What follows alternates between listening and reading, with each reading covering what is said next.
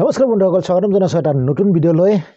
আৰু আজিৰ এই ভিডিঅ'ত জনাম আপোনালোকে চৰকাৰৰ ফালৰ পৰা যদি পেঞ্চন বিচাৰে, অৰ্থাৎ আপোনাৰ বয়স অনুযায়ী যদি আপোনালোকে পেঞ্চন বিচাৰে বা আপোনাৰ যিটো নেকি ক্ৰাইটেৰিয়া আছে, তো সেই ক্ৰাইটেৰিয়াৰ আণ্ডাৰত যদি আপুনিও হয় তেনেহ'লে আপুনিও পেঞ্চন লাভ কৰিব পাৰে বা আপোনাৰ পৰিয়ালৰ কোনো লোকে পেঞ্চন লাভ কৰিব পাৰে। তো বলক আজিৰ ভিডিঅ'ত আপোনালোকক জনাম যে আপোনালোকে কোনটো পেঞ্চন লাভ কৰিব বা কোনটো বয়সৰ লোকে কোনটো পেঞ্চন লাভ কৰিব পাৰিব। তো সম্পূৰ্ণ আজিৰ এই ভিডিঅ'ত জনাম। আপোনালোকে ভিডিঅ'টো কেৱল শেষলৈকে চাই থাকিব। হয়তো আপোনাৰ বা আপোনাৰ পৰিয়ালৰ কোনোবা থাকিব পাৰে যিসকলে নেকি বৰ্তমানো বয়স অনুযায়ী পেঞ্চন পোৱা নাই। তো কিমান টকা কোনটো পেঞ্চনত পাব আপোনালোকক সম্পূৰ্ণ জনাম। ভিডিঅ'টো কেৱল শেষলৈকে চাই থাকিব আৰু যদি ভাল লাগে লাইক কৰিব আৰু চেনেলটো যদি কৰা নাই ছাবস্ক্ৰাইব কৰিব। তো বলক আমি মোবাইল স্ক্ৰীনত গৈ দেখুৱাই আছোঁ কেনেকৈ চাব লাগিব সেই পেঞ্চনসমূহ বা কেনেকৈ এপ্লাই কৰিব লাগিব, সম্পূৰ্ণ প্ৰচেছ দেখুৱাই আছোঁ। বন্ধুসকল, পোনপ্ৰথমে আপোনালোকে যিকোনো এটা ব্ৰাউজাৰ অ'পেন কৰিব। মই ক্ৰম ব্ৰাউজাৰটো অ'পেন কৰিছোঁ আৰু চাৰ্চ বাৰত টাইপ কৰিব আপোনালোকে উমাং। নিশ্চয় আপোনালোকে গম পায় এটা ৱেবছাইট আছে যিটোৰ নাম হৈছে উমাং। তো তাত বহুতো চৰকাৰী যিবিলাক নেকি স্কিম ছাৰ্ভিচবিলাক পোৱা যায়।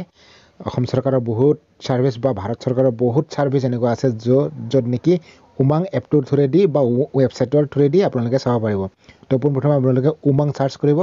চাৰ্চ কৰাৰ পিছত আপোনালোকৰ ওচৰত এনেকুৱা এটা পেজ খোল খাই আহিব, ইণ্টাৰফেচ খোল খাই আহিব, দেখিছে নহয়? তো এতিয়া আপোনালোকে দেখিছে এইটো Umang one app many government service বুলি দেখুৱাইছে নহয়। তো এইটো হৈছে উমাঙৰ অফিচিয়েল ৱেবছাইট। তো ইয়াত ক্লিক কৰি দিব আৰু ইয়াত ক্লিক কৰাৰ লগে লগে আপোনাৰ ওচৰত এনেকুৱা এটা পেজ খোল খাই আহিব। তো দেখিছে নহয় আপোনালোকে এনেকুৱা এটা পেজ দেখিছে এতিয়া। তো এই পেজটোত আপোনালোকে পোনপ্ৰথমে লগ ইন কৰিব লাগিব। লগ ইন কৰিবৰ কাৰণে ওপৰত যিটো নেকি ছাইডত 3 লাইন দেখিছে এটা, তো ইয়াত ক্লিক কৰি দিব আৰু ইয়াত ক্লিক কৰাৰ লগে লগে ছাইডত দেখিছে আপোনালোকে ইয়াত লগ ইন আৰু ৰেজিষ্টাৰ অপশ্যনটোত ক্লিক কৰি দিব লাগিব। মই ক্লিক কৰি দিছোঁ। এতিয়া কথা হ'ল যিসকলে নেকি ৰেজিষ্টাৰ কৰা নাই সেইসকলে ৰেজিষ্টাৰ কৰি ল'ব লাগিব। তো পোনপ্ৰথমে আপোনালোকক দেখুৱাইছোঁ কেনেকৈ ৰেজিষ্টাৰ কৰিব লাগিব। মই অপশ্যনটো দেখুৱাইছোঁ, দেখিছে নহয় এনেকুৱা অপশ্যন আহিছে। তো এতিয়া পোনপ্ৰথমে লগ ইন উইথ এমপিন বুলি আছে, সেইটো টাইপ কৰিব লাগিব। তো এমপিনত চাওক, ইয়াত মোবাইল নম্বৰটো টাইপ কৰিছে, তাৰপিছত এণ্টাৰ এমপিন যদি আপোনালোকৰ এই অপশ্যনটো আছে। আৰু যদি আপোনালোকৰ নাই তেনেহ'লে আপুনি নতুন হয় তেনেহ'লে নিউ অন উমাং ৰেজিষ্টাৰ্ড হিয়াৰ বুলি আছে, ইয়াত কৰিব। নতুবা আপুনি যদি মেৰি পেহেচান আপোনাৰ লগ ইন ৰেজিষ্টাৰ আছে তো তাত কৰিব পাৰিব। আপোনালোকে ৰেজিষ্টাৰত কৰিব, যদিহে নাই নতুনকৈ কৰিলে ইয়াত এনেকৈ কৰিলে কি আহিব আপোনালোকক অকণমান দেখুৱাইছে চাওক। ইয়াত এণ্টাৰ মোবাইল নম্বৰ, তাৰপিছত OTP এটা আহিব। OTPটো ছাবমিট কৰি এগ্ৰী কৰিলে আপোনাৰ সেইটো লগ ইন কৰিব পাৰিব আপোনালোকে, অৰ্থাৎ আপোনাৰ ইউজাৰ ID আৰু পাছৱৰ্ড বনাব পাৰিব। তো মোৰ যিহেতু অলৰেডি মোৰ এই অপশ্যনটো আছে, অৰ্থাৎ মেৰি পেহেচান এইটো আছে মোৰ ID, তো মই ইয়াত ক্লিক কৰি দিছোঁ। ইয়াত ক্লিক কৰাৰ লগে লগে ইয়াত চাওক মোৰ ওচৰত এনেকুৱা ইণ্টাৰফেচ আহিছে। তো মই এতিয়া মোবাইল নম্বৰটো টাইপ কৰিম, তাৰপিছত মোৰ পিন নম্বৰটো টাইপ কৰি মই চাইন ইন কৰিম। তো এতিয়া দেখিছে আপোনালোকে মোৰ ইয়াত চাইন ইন কৰিম। মই অলৰেডি সম্পূৰ্ণ কৰি দিলোঁ মোৰ মোবাইল নম্বৰটো, তাৰপিছত মোৰ ছিকিউৰিটি পিন নম্বৰটো দি দিলোঁ। এতিয়া মই ইয়াত চাইন ইন কৰি দিছোঁ। চাইন ইন কৰাৰ লগে লগে মোৰ ওচৰত এটা OTP আহিব। OTPটো মই ছাবমিট কৰিম, দেখিছে নহয় OTPটো আহিছে। পুনৰ চাইন ইন কৰি দিছোঁ। তো এতিয়া দেখিছে আপোনালোকে মোৰ উমাং ৱেবছাইটটো সম্পূৰ্ণ খোল খাই আহিলে। এতিয়া আপোনালোকক দেখুৱাম এই অপশ্যনটোত আপোনালোকে এটা, অৰ্থাৎ উমাং যিটো নেকি চাৰ্চ অপশ্যন, তাত আপোনালোকে এটা চাৰ্চ কৰিব লাগিব অপশ্যন NSAP বুলি চাৰ্চ কৰি দিব। মই চাৰ্চ কৰি দিছোঁ আৰু চাৰ্চ কৰাৰ লগে লগে মোৰ ওচৰত এনেকুৱা এটা পেজ খোল খাই আছে, দেখিছে নহয়?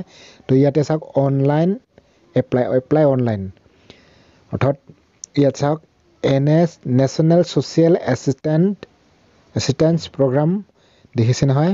তো ইয়াত এপ্লাই কৰিব লাগিব। কিন্তু তাৰ আগতে আপোনালোকে কি সুবিধাৰ কাৰণে এপ্লাই কৰিব লাগিব সেইটো চাবলৈ হ'লে তলত অপশ্যন পাব আপোনালোকে। তো ইয়াত এটা অপশ্যন আছে চাওক ভিউ অল বুলি। তো ইয়াত আপোনালোকে চাব পাৰে সম্পূৰ্ণ ইয়াত অপশ্যনটো দেখুৱাইছে। মই এতিয়া আপোনালোকক বুজি পাবৰ কাৰণে অসমীয়াত ট্ৰান্সলেট কৰি দেখুৱাই আছোঁ, তেতিয়া আপোনালোকে ভালদৰে বুজি পাব, যিহেতু এয়া ইংলিছত আছে নহয় জানো।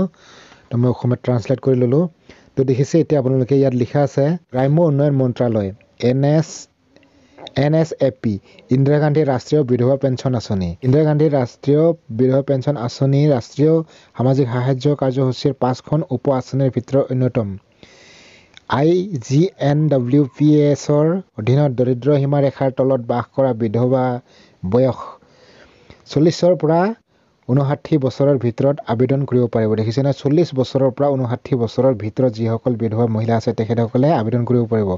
মাহিলী কিমান পাব? 200 টকা পেঞ্চনৰ ব্যৱস্থা কৰা হৈছে, অৰ্থাৎ প্ৰতি মাহে 200 টকাকৈ লাভ কৰিব। এতিয়া গম পালে, এইটো এটা আঁচনি আছে। তাৰপিছত ইয়াত এটা আছে ৰাষ্ট্ৰীয় পৰিয়াল সুবিধা আঁচনি MORDCৰ ছাতি আঁচনি ৰাষ্ট্ৰীয় সামাজিক সাহায্য কাৰ্যসূচী NSAPৰ অধীনত এখন পৰিয়াল কল্যাণমূলক আঁচনি। এই আঁচনিখনত মৃত্যুৰ কাৰণ নিৰ্বিশেষে প্ৰাথমিক জীৱিকাৰ মৃত্যু হ'লে শোকসন্তপ্ত পৰিয়ালক আৰ্থিক সাহায্য প্ৰদান কৰা হ'ব। কিন্তু কিমান সাহায্য প্ৰদান কৰা হ'ব ইয়াত লিখা নাই, কিন্তু সাহায্য প্ৰদান কৰা হ'ব বুলি লিখিছে। তাৰপিছত তলত আৰু এটা আছে চাওক, গ্ৰাম্য উন্নয়ন মন্ত্ৰালয় ইন্দিৰা গান্ধী ৰাষ্ট্ৰীয় অক্ষমতা পেঞ্চন আঁচনি। যিসকল নেকি অক্ষম লোক আছে সেইসকলৰ কাৰণে চাওক, ইয়াত ৰাষ্ট্ৰীয় সামাজিক সাহায্য কাৰ্যসূচীৰ 5খন উপ আঁচনিৰ ভিতৰত অন্যতম ইন্দিৰা গান্ধী ৰাষ্ট্ৰীয় অক্ষমতা পেঞ্চন আঁচনি। গুৰুতৰ আৰু একাধিক অক্ষমতা থকা 18ৰ পৰা 59 বছৰৰ ভিতৰত BPL ব্যক্তিসকলে আবেদন কৰিব পাৰিব। তো গম পালে এতিয়া আপোনালোকে, যিসকল নেকি অক্ষম লোক বা গুৰুতৰ আৰু একাধিক অক্ষমতা থকা লোক 18ৰ পৰা 59 বছৰৰ ভিতৰত যিসকল লোক আছে BPL ব্যক্তিসকলে আবেদন কৰিব পাৰিব, অৰ্থাৎ BPL কাৰ্ড থকাসকলে আবেদন কৰিব পাৰিব। হিতাধিকাৰীক মাহিলী 200 টকা পেঞ্চন প্ৰদান কৰা হয়, মানে প্ৰতি মাহে 200 টকাকৈ পেঞ্চন দিয়া হয়। তাৰপিছত তলৰ আৰু এটা আছে চাওক, ইন্দিৰা গান্ধী ৰাষ্ট্ৰীয় বৃদ্ধ পেঞ্চন আঁচনি। অৰ্থাৎ এইটো বুজি পাইছে আপোনালোকে নহয় জানো, যিসকল নেকি বয়োজ্যেষ্ঠ লোক আছে তেখেতসকলৰ কাৰণে, কিন্তু তেখেতসকলৰ বয়স হ'ব লাগিব 60ৰ পৰা 79 বছৰলৈকে। তেখেতসকলক কি কৰা হ'ব? 200 টকাকৈ পেঞ্চন দিয়া হ'ব। আৰু তাতকৈ যদি ওপৰত হয় তেনেহ'লে 500 টকা পাব প্ৰতি মাহে। 60 বছৰ বা তাতকৈ অধিক বয়সৰ নাগৰিকে আবেদন কৰিব পাৰিব। কিন্তু এই আঁচনিটো আপোনালোকে 60 বছৰ যেতিয়ালৈকে হোৱা নাই সেই লোকসকলে আবেদন কৰিব নোৱাৰিব। 60 বছৰতকৈ ওপৰ হ'লেও কৰিব পাৰিব। তাৰপিছত চাওক, ইয়াত লিখা আছে 79 বছৰলৈকে 200 আৰু তাৰ পিছত 500 টকা মাহিলী পেঞ্চন। অৰ্থাৎ আপোনালোকে গম পালে এতিয়া কিমান বয়সৰ লোকে কিমান টকা পাব, কোনটো পেঞ্চনত কিমান পাব, সম্পূৰ্ণ দিশলৈ আপোনালোকক নহয় জানো। এতিয়া কথা হ'ল, আপোনালোকে যদি ইয়াৰ যোগ্য হয় আপোনালোকে, তেনেহ'লে আপোনালোকেও আবেদন কৰিব পাৰিব। তাৰ কাৰণে কি কৰিব লাগিব? আপোনালোকে পোনপ্ৰথমে এই অনলাইন যিটো নেকি অনলাইন আবেদন কৰক বুলি লিখা আছে, ইয়াত ক্লিক কৰিব লাগিব যদি আপুনি যোগ্য হয়। তাৰপিছত ইয়াত এখন ফৰ্ম খোল খাই আহিব, আপোনালোকৰ আগত এখন ফৰ্ম খোল খাই আহিব। তো ইয়াত চাব পাৰে লিখা আছে ৰাষ্ট্ৰীয় সামাজিক সাহায্য কাৰ্যসূচী ভাৰত চৰকাৰ বুলি লিখা আছে নহয় জানো, অনলাইন আবেদন কৰক। তো প্ৰথমতে আপোনালোকে আবেদনকাৰীৰ বিৱৰণ, অৰ্থাৎ আপোনাৰ নাম ইত্যাদি সম্পূৰ্ণ ইয়াত বিৱৰণটো আছে। তো পোনপ্ৰথমে আপোনালোকে আঁচনিৰ নামটো চিলেক্ট কৰি ল'ব লাগিব। আপোনালোকে কোনটো আঁচনি চিলেক্ট কৰি লয়, ধৰি লওক যেনিবা মই এক্সাম্পল এইটোৱে দিলোঁ নহয় জানো, শেষৰটোৱে দি দিলোঁ। তাৰপিছত আপোনালোকে এইটো কৰাৰ পিছত আপোনালোকে ইয়াত চাওক, এলেকাটো চিলেক্ট কৰি ল'ব লাগিব। আপুনি কোনটো এলেকাৰ হয় সেইটো চিলেক্ট কৰি ল'ব লাগিব। গাঁৱৰ নে চহৰৰ হয় সেইটো চিলেক্ট কৰি ল'ব লাগিব। তাৰপিছত আপোনালোকে ইয়াত চাওক, স্বামী বা পিতাৰ নাম দিব লাগিব।